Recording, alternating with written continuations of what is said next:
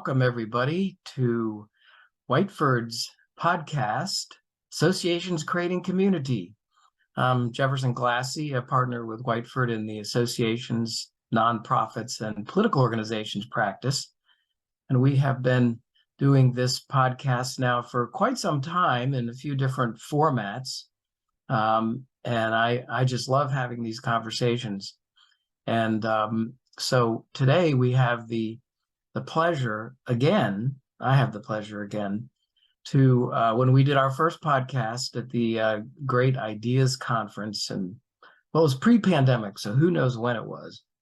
And we interviewed, we talked with Jeff De Cagna, and I said he was one of the smartest dudes on the planet.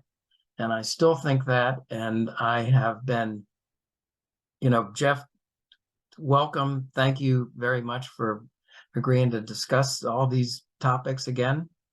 How are you doing? Happy New Year. Happy New Year to you too, Jeff. And thanks for inviting me back onto the podcast. It has been a few years, but I'm excited to pick up our conversation and advance our conversation from where we left off in 2019.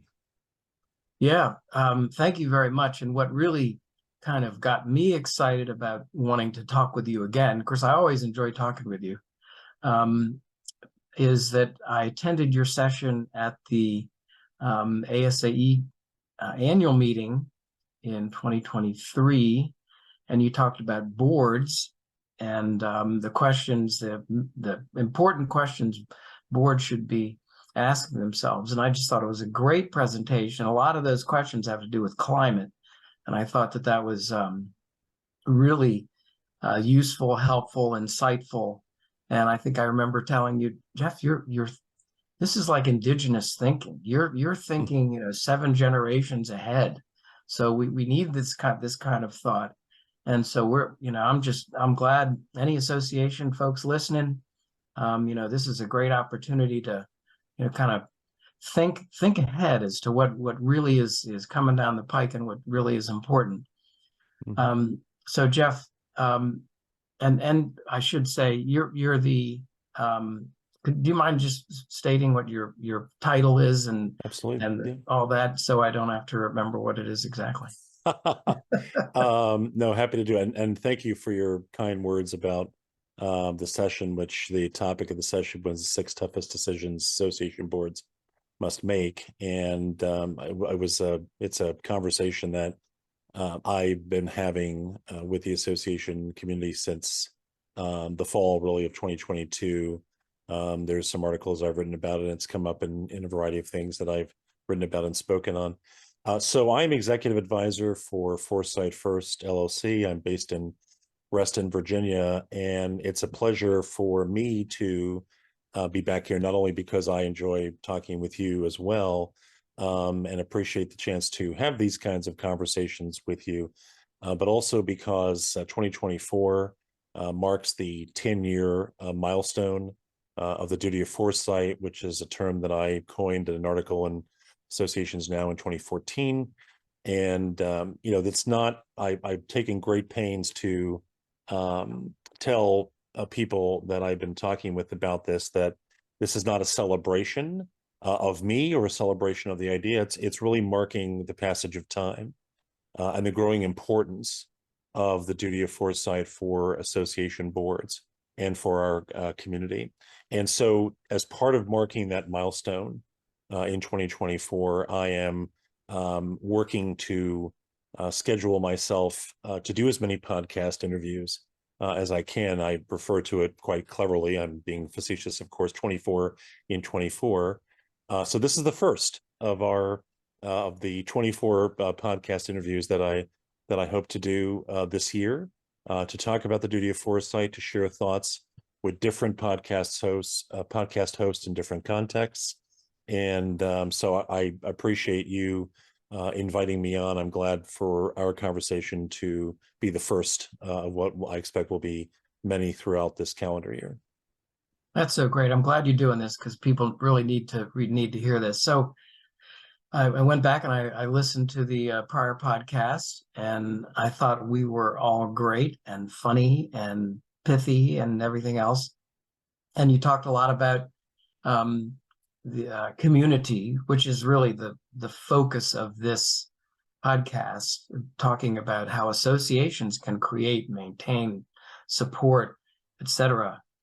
Communities, because association are communities, and boards are so important to that. We talked about boards, and also, as you mentioned, the duty of foresight. So that was pre-pandemic. We didn't know then it was pre-pandemic, but now we know that we're post-pandemic, kind of. And so what has the pandemic taught us or shown us? What's changed in your thinking about these topics surrounding community, board, duty of foresight, etc.? So yeah, I did the same thing. I went back and listened to our 2019 conversation, and I was pleasantly surprised, I guess, that it stood up, so well to over this 5-year period. Many of the themes that we discussed then are themes that are still important in my work, and I do encourage everyone who is watching this to listen to, or because that is an audio podcast, so listen to that podcast, and perhaps even maybe stop this one now, go back and listen to that one. It's only about less than half an hour long. Go back and listen to that one, then come back and continue this conversation. But I think that some things have changed. You've put your finger on the big one. We didn't know in 2019, even though it was foreseeable, we didn't know that there would be a global pandemic that would emerge in 2020. We did not know what impact that would have on us, the immediate tragic consequences of a pandemic, the ongoing long-term consequences that a pandemic creates across all dimensions, the social disruption and the economic disruption, and all the factors that go into something like that. So that's one obviously major change that has occurred since we last spoke, and it has all kinds of implications and consequences. Even though the global health emergency is over, as you point out, the repercussions remain. A big change for me in this time frame is the fact that I, in 2022, thinking about everything that emerged during the pandemic, as well as other factors,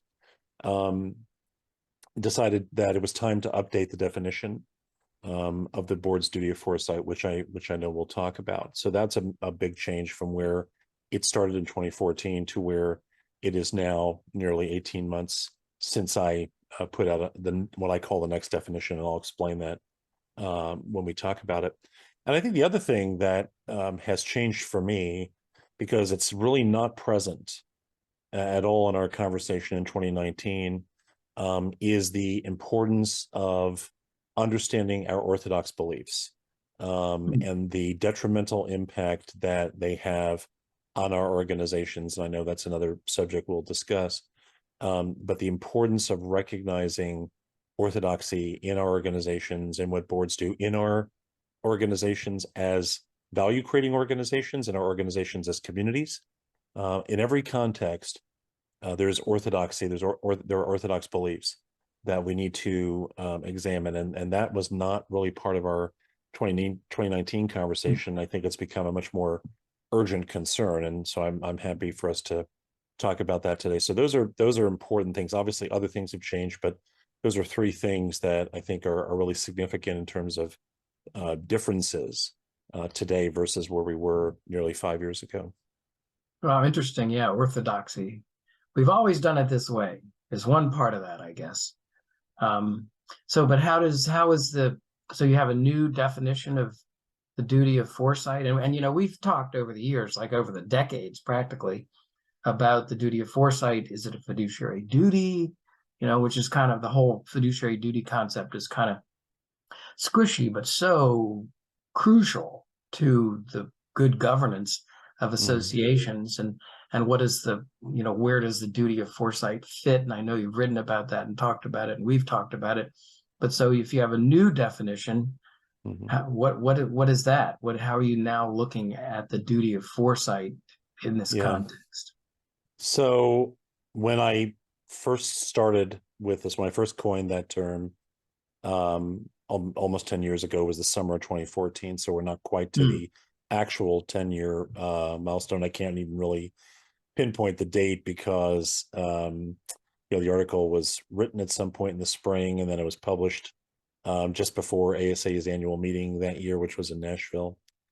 And at that time, the focus, this started out as kind of a novel idea, and somewhat, heretical in a sense, controversial, that boards had this idea of a duty of foresight. It got some immediate attention from places I didn't, expect. And and I was glad about that because I really wanted to have that conversation. And so the focus in 2014, and really for almost the entire time, I would say, up until September of 2022, which is when I put out an article on the next definition. And I call it the next definition, by the way. I'll just say this here, because I know there's going to be another one, and I know there'll probably be one after that. Like, I'm seeing it not as something that's static. It has to be updated as conditions require. And when I think about the factors that inspired me, I think really, as I mentioned a moment ago, the pandemic clearly was a major reason that it was time to evaluate the definition. So the original definition really focused on, let's start breaking it down a little bit, foresight as an intentional process of learning with the future. So the duty of foresight was a shared commitment that association boards make to learn as much as possible with the future. So the idea of the original definition was to focus the attention of boards on the necessity of learning with the future, right? To go beyond fiduciary responsibility, to go beyond the duties of care, loyalty, and obedience, which are protective really in nature, and to be proactive in trying to understand what the future could be. And that duty, while it may not be grounded in statute or case law or regulation, is every bit as important as anything else that boards are mandated to do. But it's something that has a moral obligation, or reflects a moral obligation to those that the organization is serving. So after everything we went through during the pandemic, and everything, not just the global health emergency aspects of it, but the human aspects in every respect, it became clear to me that it was time to really update this definition and to reflect a different sensibility in the way the definition was framed. So the next definition of the board's duty of foresight that I've been using now for almost the last 18 months is that it requires association boards to stand up for their successors' futures through intentional learning, short-term sacrifice, and long-term actions. So what's key here, really, I think, is the idea that boards don't just have to learn with the future. They have a responsibility to stand up for the futures of those that they are serving in the long-term sense, their successors, those not just the people they know who will join, become part of the association, part of the community of the association in the immediate sense, but over time, including people that they'll never know personally, and the importance of establishing that they are working to try to leave the association better for those people than how they found it when they arrived. And learning is still a part of this, obviously the intentional learning component part of it, but also the idea that we need to start making sacrifices, meaningful sacrifices today that will allow our organizations to de-risk the future for those who will follow, reorganizing our work and channeling our resources to try to make better choices with a long-term intention in mind to try to defeat the detrimental aspects of short-term thinking that are so prevalent in organizations across all sectors. So this next definition represents a shift toward the idea that boards are just as required to do things by our shared humanity as they are by law. And so I've written this definition in the same way that I would write, and unlike you, I'm the Jeff here who's not an attorney.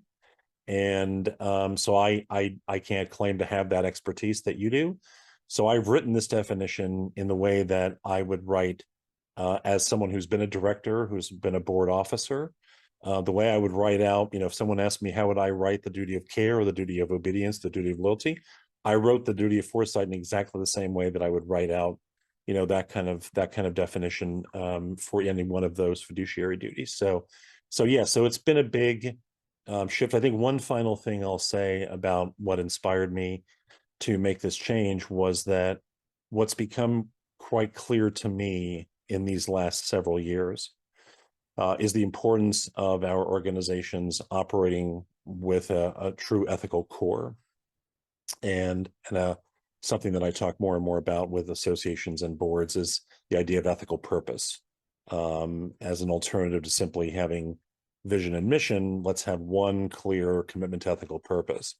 And so inherent in the idea of this version, this next definition of the duty of foresight is a sense that we have an ethical responsibility to act in a certain way as an organization and as a board. So I think those are all the things that went into the reshaping of this definition that is now the version in use, as I like to say. But I fully expect that at some point in the future, there will be another definition as the conditions of our environment continue to shift.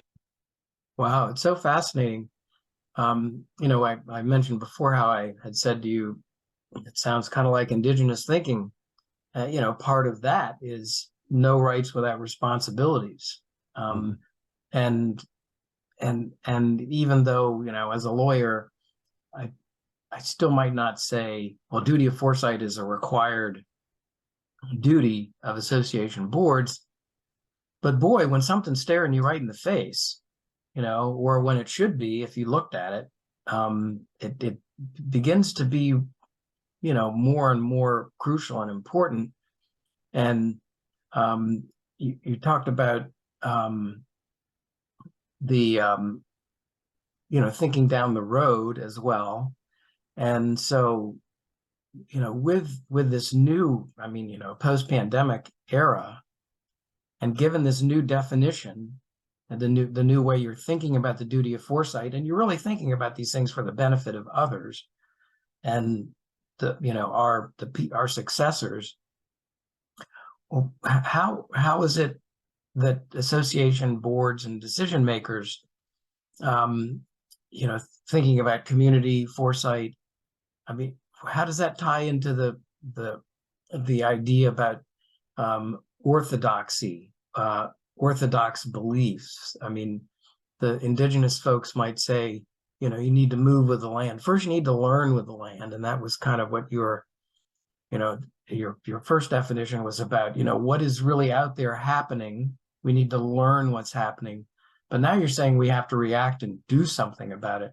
But how does that tie in with the concept of looking at these and dealing with and addressing these orthodox beliefs? Yeah, it's an important question, and I want to answer it, but I just want to comment on something you said a moment ago, because you'll recall that when I first wrote about the duty of foresight back in 2014, I actually came to you with this idea of the duty of foresight, and we talked about it, and you shared at that time, and I think quite rightly, that maybe if we were putting it into the context of law, it might fit somewhere under the duty of care and that sort of thing, which is a fair way of looking at it. I as someone who's been a director, as someone who's been a board officer, as I mentioned earlier, I've always thought of the duty of care as really more like the foresight connection there is what are the foreseeable consequences of our actions more than anything else. And here, this is a little different because I'm suggesting it's an affirmative responsibility to try to learn with the future and try to base your decisions on that understanding. But you are 100% correct that it's not required, right? It's not mandated. It is a choice. And so 10 years ago, I thought, well, maybe this should be something that we should try to find a way to fight, to push, to make more of a legally required duty. But actually, over time, I have come to really prefer the idea that it's a choice. That because boards have so many things that are required of them, things that are mandated. They have legal responsibilities, they have financial responsibilities, and so on. And here's a place where they can exercise their agency by saying, you know what, we choose to embrace the duty of foresight. We choose to take on this ethical and moral responsibility. So rather than being compelled to do this, they are, I hope, impelled to do this by their sense of responsibility, by their shared humanity, as I mentioned earlier. And I think that's a great nexus point for the conversation around orthodoxy, because, as I said before, orthodox beliefs are the deep-seated assumptions we make about how the world works.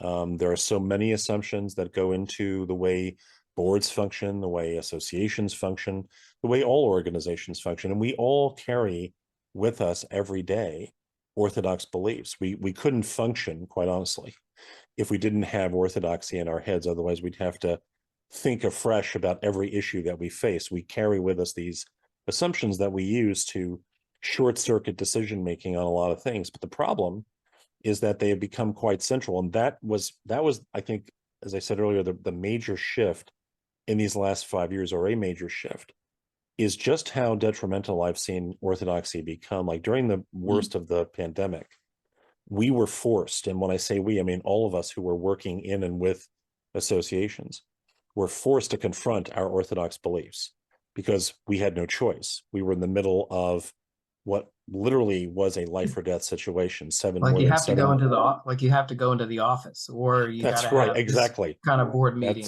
or That's yeah, exactly we right. all, yeah, Yes. yeah. Or our annual meeting has to occur in a convention center, and we didn't have a choice but about what orthodoxies had to be examined, because the pandemic was not negotiating with us on what you could do. You had to adapt right on the fly. And so many organizations adapted, and some more successfully than others. But the confrontation with orthodoxy was a necessity, and it happened, and organizations came through it. And as I was going to say, it was a life and death situation, and more than 7 million people died, and that's undercounted, of course, based on everything we know, and roughly a little less than 2 million in the United States. And so it was a very scary time. So we confronted our orthodoxy because we had to. And what unfortunately I think has happened since is we've seen this hard turn back toward complacency in our community, in our organizations, right? And so when we think about what boards do, when we think about what associations do, when we think about how communities function at every level of our society, orthodoxy is present in every structure, every frame in which we operate. And the question is, are we going to continue to be captive to that orthodoxy, right? That I like to refer to as the noise of the past.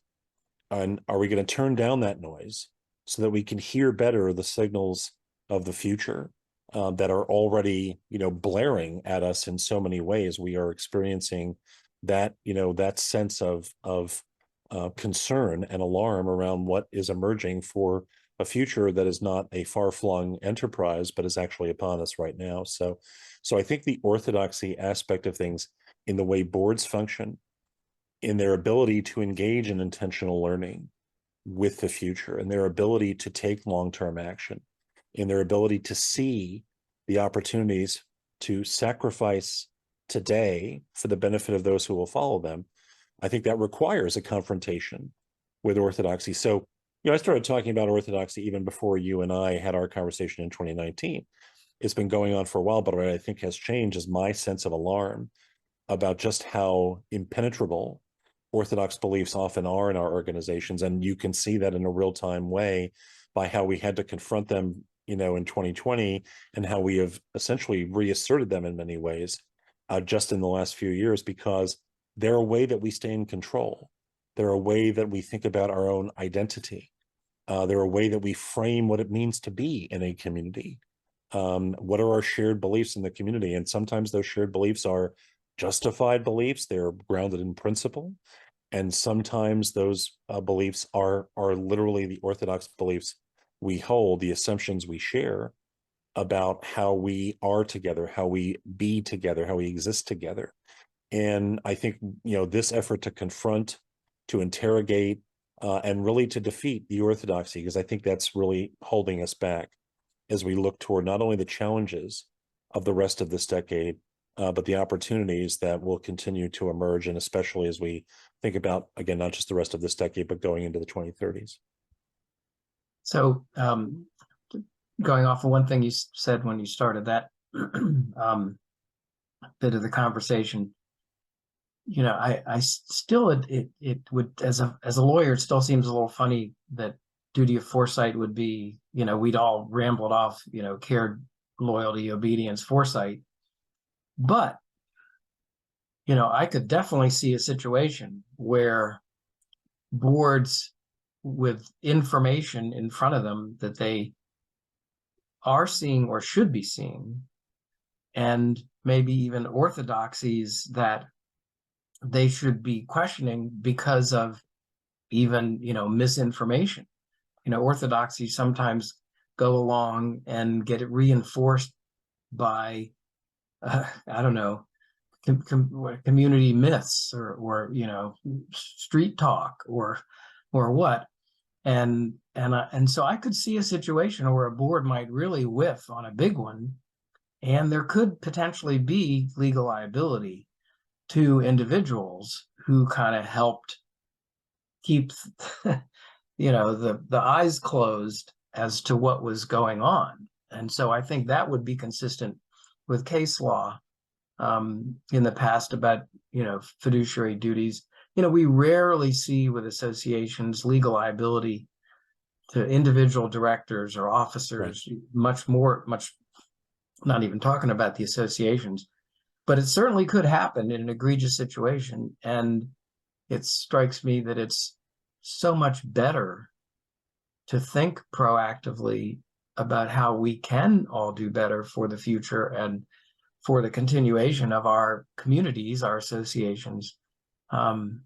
So that's another thing to kind of think a little bit about is Yeah, and I was going to say, and it's an important point because I mean, I over the last 10 years, I've come to believe that, as I said, the duty of foresight is a choice, but I think it's not only is an ethical and moral choice, but it's a choice, I think, to really elevate the significance of the fiduciary duties of the board. Like, if you really think about, since we know that association boards, as you point out, and really nonprofit boards in general, operate with a much lower regulatory burden than a public company board, for example. yeah. And the nature of legal activity or enforcement in the nonprofit sector is very different than it would be in a public company, because there's so many more entities that are watching, government entities, and really most of the watching being done in the nonprofit community is being done by third party groups, and less so, to a lesser extent, government, although they obviously do pay attention. But it frees boards not to ignore their fiduciary duties in any way. I would never suggest that, having been a director. I think they're very important, but it gives the opportunity to elevate those duties from something that in many cases really amounts to, are we doing the things necessary to make sure that our directors and officers liability insurance stays in place and we don't have any issues because we're perceived as flagrantly, ignoring or willfully ignoring our fiduciary duties. But the duty of care, if you're choosing the duty of foresight, as a board, and following through in the idea that we have a requirement to stand up for our successors' futures, then our duty of care really requires not just prudent judgment, but really a higher level of vigilance on the part of the board.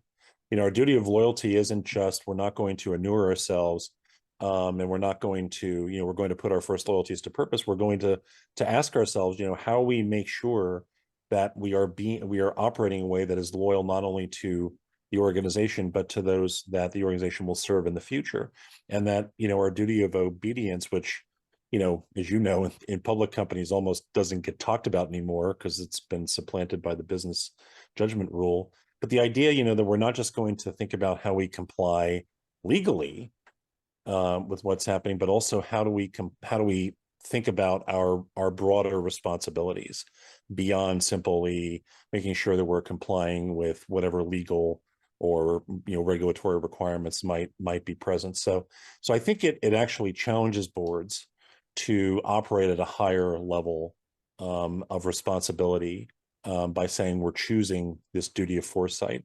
And once again, I think that orthodoxy becomes the barrier, or at least one of the barriers, to being able to do that effectively, because boards can get stuck in some of the orthodoxies that surround what associations are, what their responsibilities are, what their roles are, and that kind of thing. So I think there's a real opportunity, and that's why this 10-year milestone is so important to me, because everything that we've just been through in these last few years is just a reminder that we are facing lots more challenge ahead, and we need to adapt ourselves to be prepared for that. This will not be the last major situation that we will face, perhaps even in this decade, and certainly as we go into the 2030s. So I think it's time for us to really see what's happening and how we are going to shift ourselves as boards and those who work with boards and all decision makers, including on the staff side, in our organizations. Yeah, and in the context of much more complexity than, association boards of 50 years ago, you've got to deal with the complexity. Yes. I was remembering from our prior conversation that we ended up talking about diversity and inclusion a little bit in communities and why it's so important. And certainly, I believe it's diversity and inclusion makes for stronger communities. Absolutely. So how does this concept, how does that apply still, after our conversation 5 years ago? Yeah. So 5 years ago, the thing that struck me listening to our podcast from then was I focused a lot on diversity and inclusion, but I think, where we are and where we should have been, or at least where I should have been in 2019, is not just thinking about the diversity and inclusion aspect of it, but also the equity aspect of it. Like, it's very important and that was not really present in our conversation.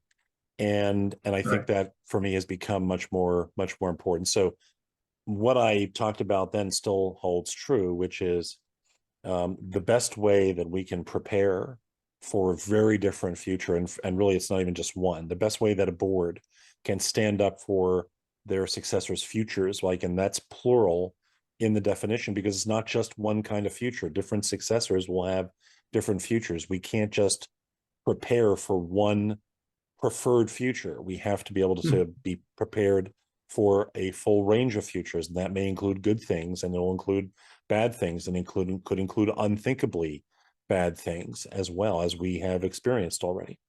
So our need for diversity is essential, because the very people that we're talking about are themselves diverse. They're going to confront different kinds of issues. They need to be included in the conversations that we're having. They need to be included at every stage of those conversations. And I think one of the things that I think more about, and will continue to think more about as we look toward the second half of this decade, which, it's just a few days since the start of this year. So we're now in the countdown toward the midway point of the 2020s in less than a year. And, that'll happen on next January 1, 2025. We'll be at the midway point and enter the second half of the 2020s.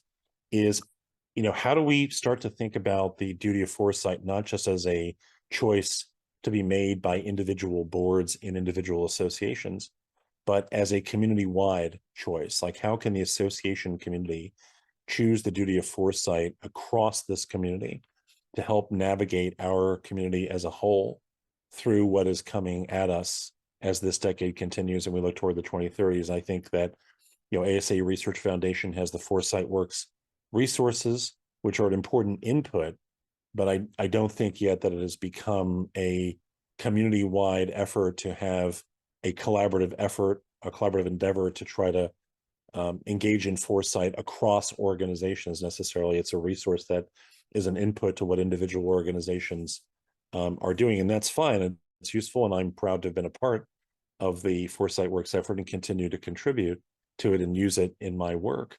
But I think now where I'm beginning to think is, how can we look at the duty of foresight as a community-wide opportunity and responsibility to help navigate our community and its organizations and its stakeholders through what is next. And the other part of that is very important to me is, as we think about, diversity and inclusion, and then of course the equity piece, is how do we make sure that in our conversations about the future, those whose voices are not present today have an equitable opportunity to influence the direction of that future? Like, that's the thing that is most concerning to me is that boards right now and with staff partners are shaping futures that don't really belong to them, right? Like the futures that if anyone serving on a board today is not really shaping their own future. They're shaping the future for someone who follows them, including, as I've said, people that they will never know personally. So how do we make sure the voices of those successors are present in this conversation in some fashion, to make sure that what they want, what they are hoping for, is represented and presented and integrated into the way we think about those futures? I actually think we'll have more success doing that if we begin to think of the duty of foresight as a community-wide responsibility and opportunity, to bring in the voices of the very youngest people who are going to be influenced by decisions being made today by association boards, by association staff, by other stakeholders and contributors to these processes. So I think that we have a need for an even greater focus on diversity, equity, and inclusion in the way we approach the work of foresight, the practice of foresight, and certainly the way we fulfill the full range of responsibilities that go along with the duty of foresight. Well, now you're talking something I've been talking about for a while too, in terms of the community-wide duty or obligation, responsibility. I don't know what. I mean, in my remarks, when I received the Academy of Leaders Award at ASAE this year, following in your illustrious footsteps from a couple of years ago, I said to association execs, I mean, you all are rock stars. You're on top of the world. You know how to manage consensus-based decision making.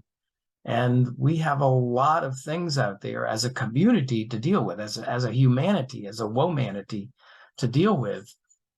And to whom much is given, much is also expected, I think. And the idea of sort of a community-wide duty of foresight, protecting not just our own industries or professions or employees or what have you, but our greater community of all communities.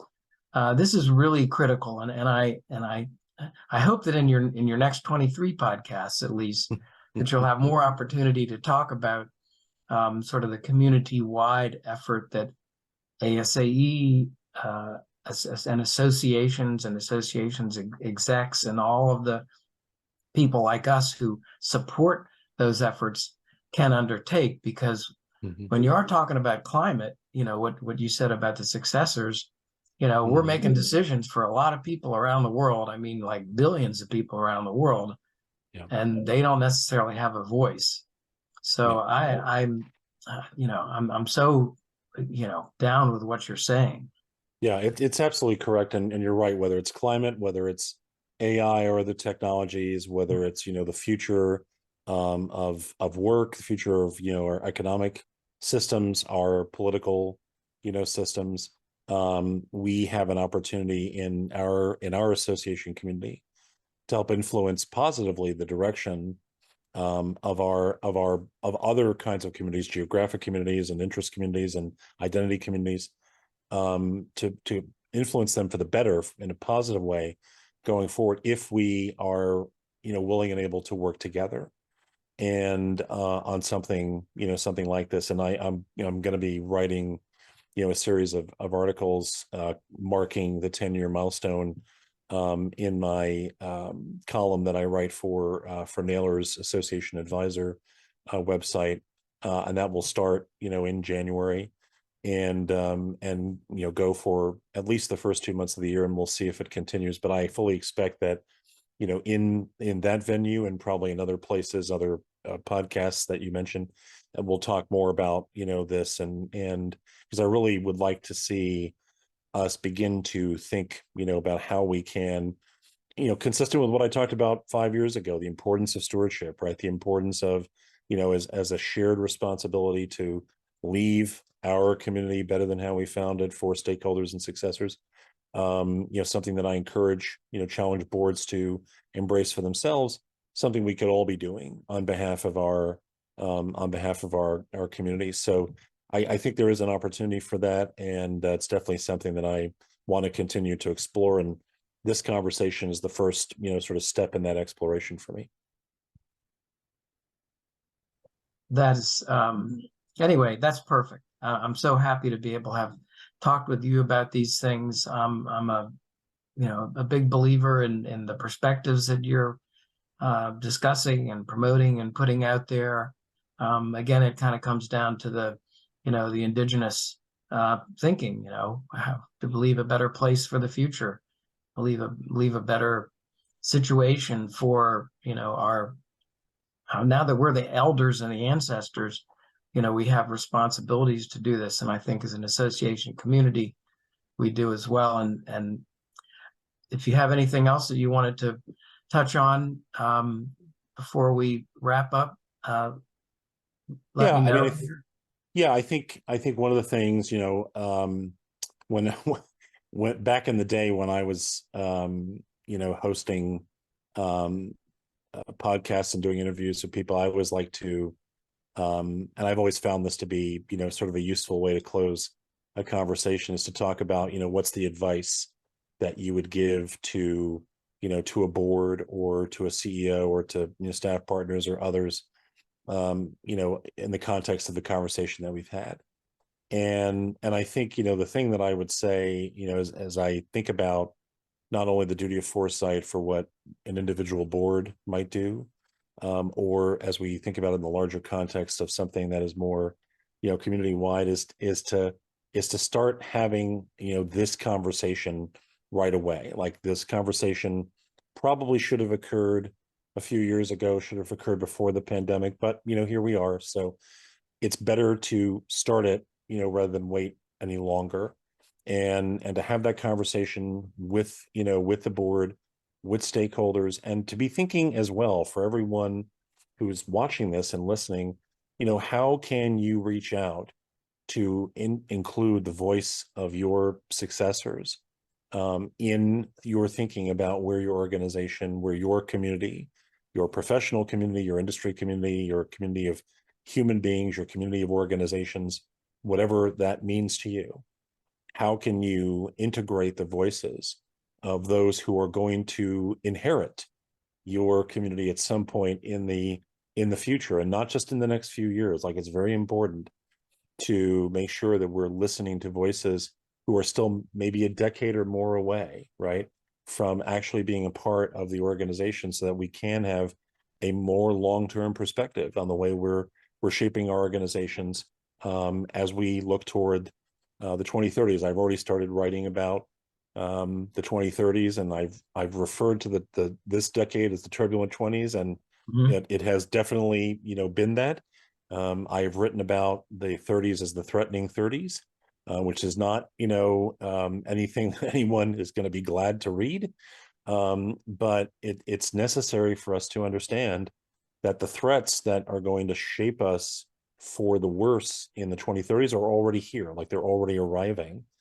And so it's really critical for everyone who's in a decision-making role, in a stewardship role in our organizations, and really from a stewardship perspective, that's all of us. We can all be stewards of our organizations and our community, that we should be working together to think about how we're going to leave it better than how we found it for those who will follow us. So that is my advice, is to make this choice, make this ethical and moral choice, to embrace the duty of foresight, to build a stronger community around the idea of the duty of foresight, and to take it seriously as an ongoing conversation that the board and staff and other contributors can have about how they can all work together to move their organizations forward in better directions, starting right away.